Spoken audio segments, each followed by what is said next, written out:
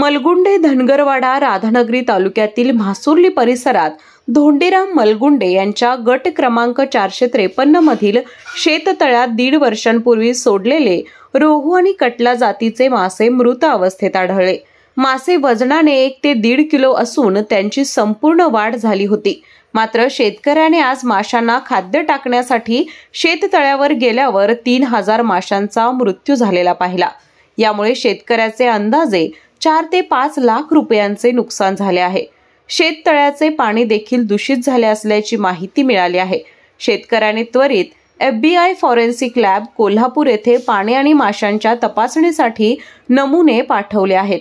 अहवाल आल्यानंतरच नेमके कारण स्पष्ट होणार आहे। CCTVद्वारे शेततळी पाहण्याअंतर्गत ठेवण्यात आला असून तपासणी सुरू आहे। या घटनेचा पंचनामा तलाठी, पोलीस पाटील आणि पशुवैद्यकीय अधिकाऱ्यांनी केला आहे। शेतकऱ्याने अहवाल आल्यानंतर पोलिसात तक्रार देण्याचं सांगितलं आहे।